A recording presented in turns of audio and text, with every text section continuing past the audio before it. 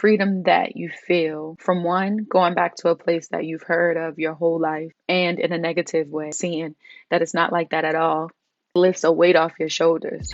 Hello and welcome back to Let's Unpack That. Happy Black History Month again. Ooh, girl, we need to unpack that. My name is Sojourner, my pronouns are she, her, and I am the social worker and travel content creator behind the platform Sojourneys and the host for this travel education series.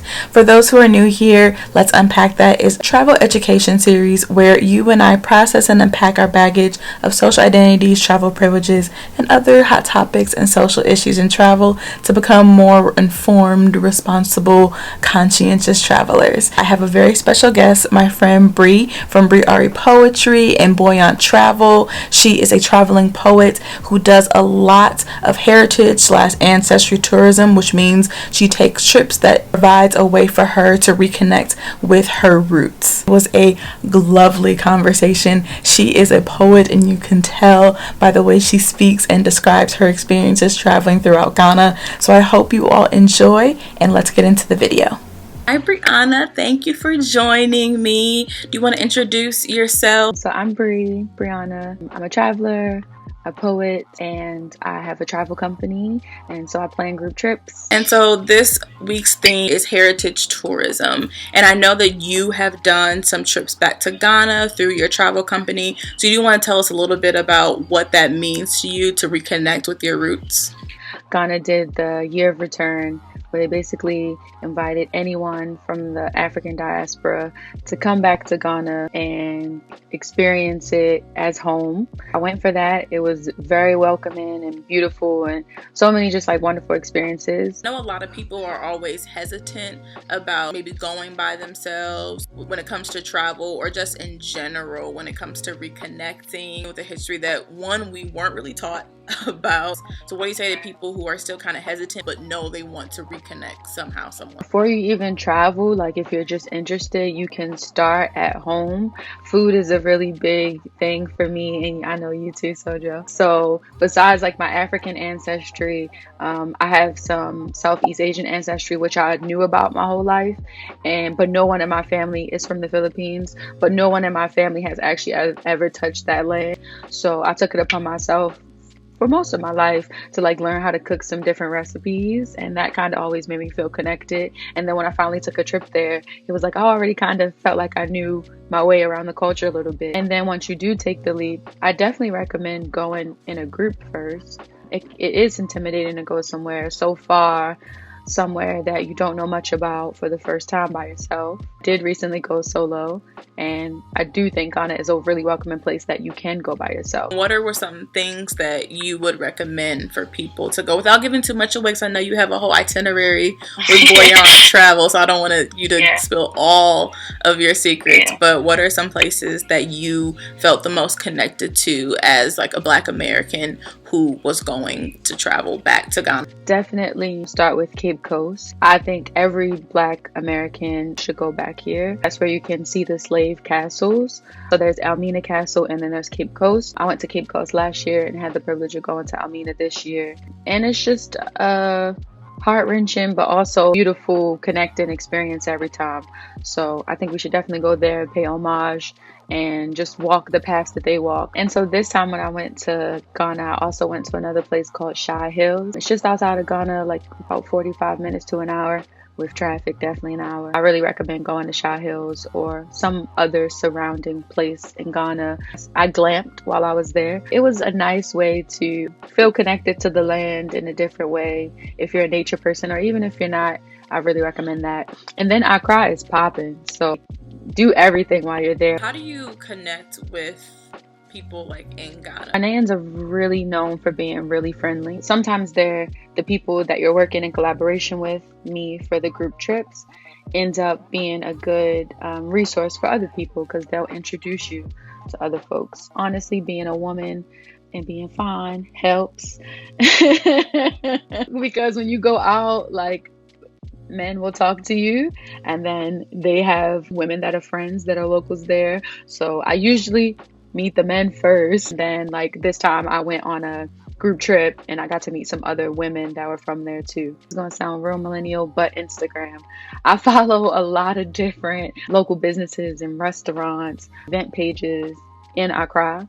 So I kind of keep myself up to date with what's going on, even though I'm not there. And then when I go back, I'm like, okay, I want to go to this place and that place and this place. Actually, the photographer, his name's David, he hit me up.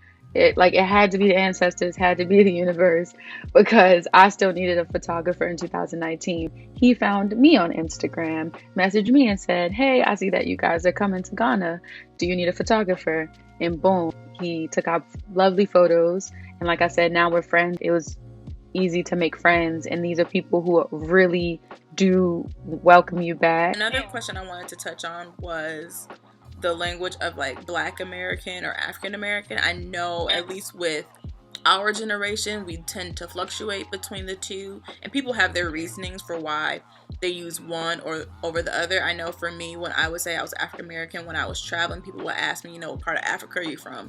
And that's a very complicated, jarring question to be asked, knowing our history. So I know when I travel, I would normally say Black American. So is there a reason why you may use one or the other, or what do those like words or labels mean to you? This is a great question, and it's something that I honestly didn't start thinking about until a few years ago. When I can remember being younger and like elementary school age, and at home, amongst our family or whatever, we called ourselves Black. But then I can remember a specific switch, maybe second or third grade, where it just seemed like African American was being used. So I would refer to myself as African American, but it was always to other people, white people, people who weren't Black, but amongst ourselves, it was always Black.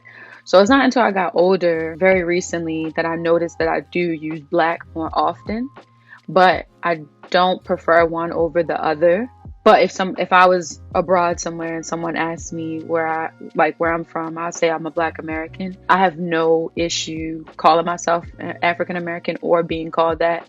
But I can remember back in the day being young and like one of the first times somebody calling me that, like a white person or a teacher or something like that, being like questioning it, like, oh, am I African? I know I'm American, but am I African? I get why people might identify with one or the other. But I would say in my last 2 or 3 years of my life, just by being on the internet and indulging myself in different West African cultures and finally going, I kind of identify with the African a little bit more than I did back in the day. I'm not afraid to call myself African American or say that I'm an African woman, because there are a lot of things about me that are African, and I don't think there's anyone that can tell us otherwise. You go back to a lot of African countries, specifically in West Africa, and they doing stuff, saying stuff, just moving a certain way, just the spirit, you can just feel it when you're there, and it's like it feels really familiar. There's no denying that. But I do use Black.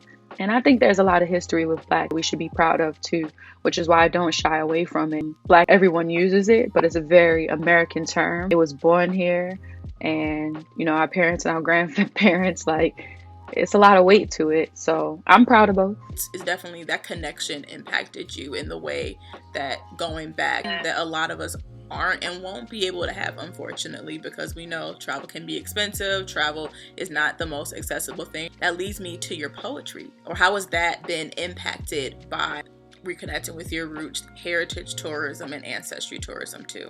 In a very special way. When I travel and I write poems, I don't ever plan it. I'm somewhere, it hits me, I write it down. I just had a few moments on the beach at my hotel where I just sat down and a whole poem hit me.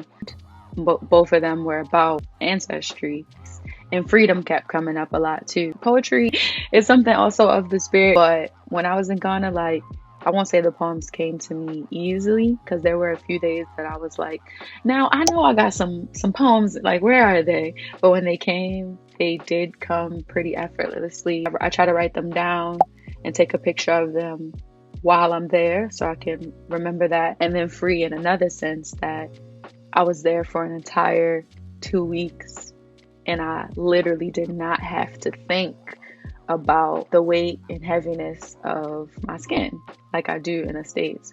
So where can people find you, to connect with you, to travel with you? Give us the details.